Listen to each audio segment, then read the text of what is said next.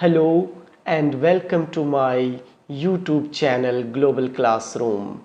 Dear students and viewers, in the earlier video I was discussed about meaning and definitions of curriculum. The title of today's lecture is Principles of Curriculum Constructions.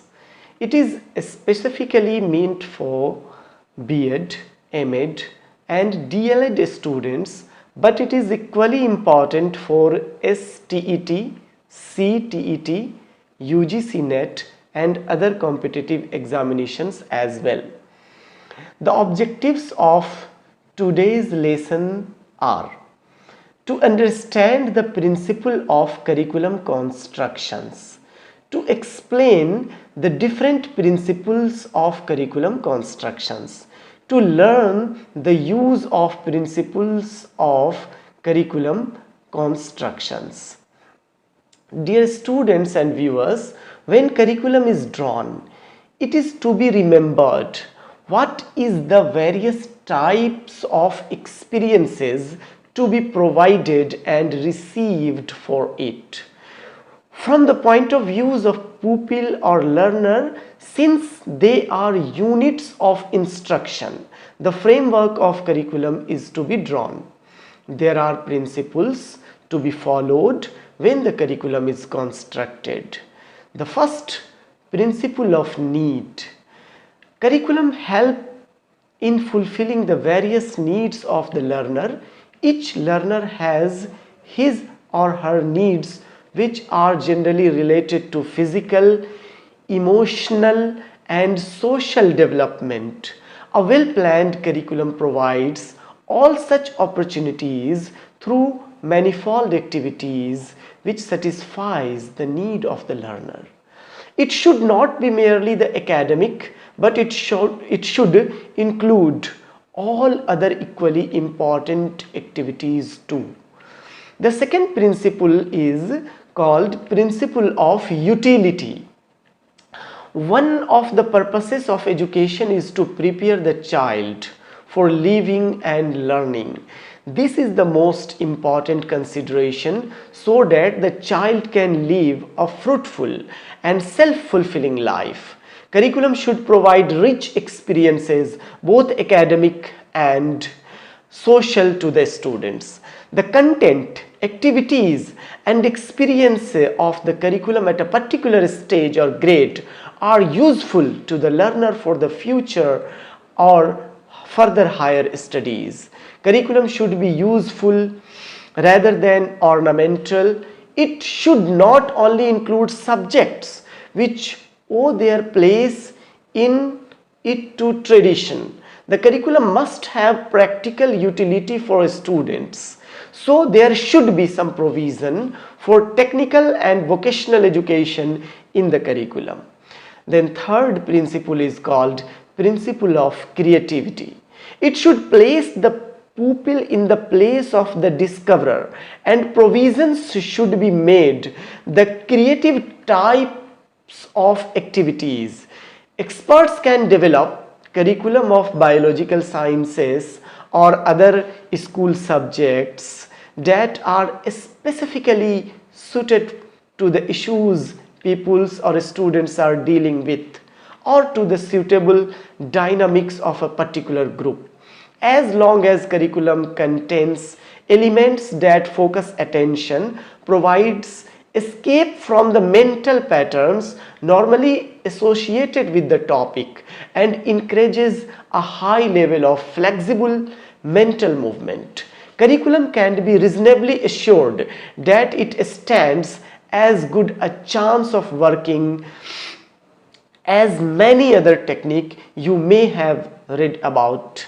There should be provision in the curriculum to develop the creative powers of the child so that he or she becomes a contributory member of our society.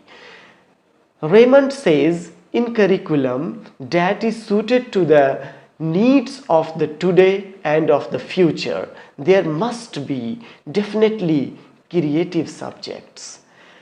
Dear students and viewers, fourth principle is called principle of integration. It should integrate the child's activities and his needs.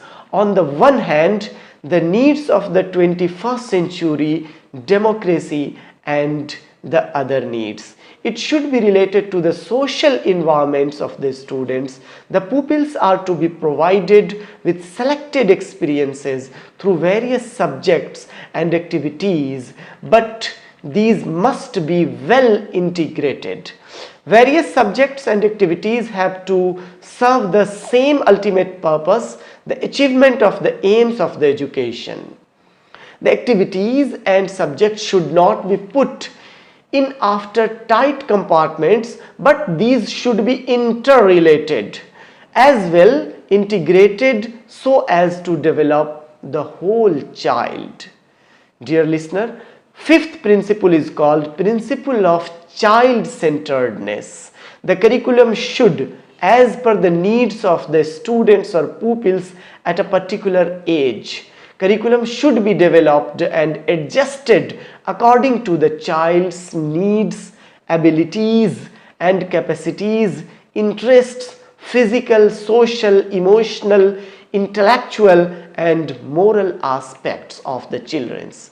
Educational activities should be meaningfully appropriate for the child for his or her all-round development. The sixth principle is called principle of activity-centeredness. There should be emphasis on learning by doing.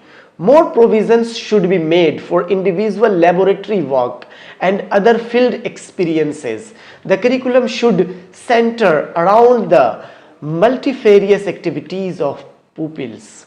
It should provide well-selected activities according to the general interests and developmental stages of the children.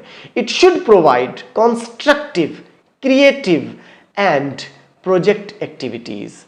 The purposeful activities both in the classroom and outside the classroom should be provided. It is through a network of activities that the desired experiences can be provided and consequently desirable behavioral changes can be brought about in children. The seventh principle is called principle of community-centeredness. It should determine the purpose of a society. Though the child's development and growth is the main consideration of curriculum construction, yet his or her social behavior is also to be suitably developed. Both the individual development and the social development of the child deserve equal attention. Therefore, his or her needs and desires must be in conformity with the needs and desires of the society in which he or she is to live. The values, attitudes and skills that are prevailing in the community must be reflected in the curriculum. However, the society is not static, it is dynamic. Its needs and requirements are changing with the rapid development taking place in all the fields or walk of life. While working for the development, this factor cannot be ignored. Dear viewers and students, the eighth principle is called principle of totality of experience. Curriculum does not mean only the academic subjects. It should include many activities. In this regard, whole life of the school becomes the curriculum, which can affect the life of the pupils and personality as well. Education is to enable the child to lead a successful social life. So the curriculum should not cater to the present needs of the child alone. The needs of his future life should also be considered. The curriculum should also include knowledge, skills, experiences, influences, etc., which will develop in the child's abilities and power to make effective adjustment in the later life. Dear students, ninth principle is called principle of scientific thinking. It should enable the students to think scientifically. The curriculum developer in the curriculum should allow pupils to learn by problem solving method. It should train pupils to develop scientific attitude through activities. Dear students, 10th principle is called principle of elasticity and variety or flexibility. It should not be rigid but should be changed to suit the changing needs of the pupils and society.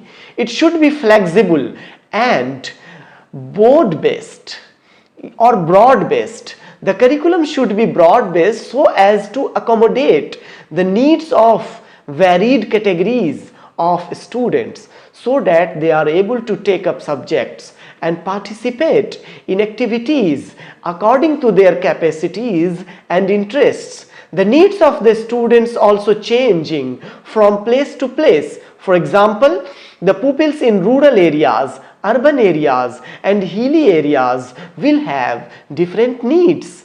The needs of boys and girls are also different. So these considerations should be reflected in the curriculum. Dear students and viewers, 11th principle is called principle of preservation or conservation. It should help in the preservation or conservation and transmitting the knowledge, traditions, standards of conduct on which the culture and civilization depend.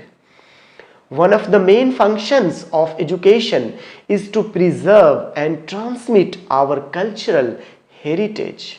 This is essential for human progress. Culture consists of traditions, customs, attitudes, skills, conduct, values, and knowledge. However, the curriculum developers must take a suitable action of the elements of culture, keeping in view of their educational value and the developmental stages of pupils or students which lives in our society. Dear students and viewers, thank you so much for watching my YouTube video.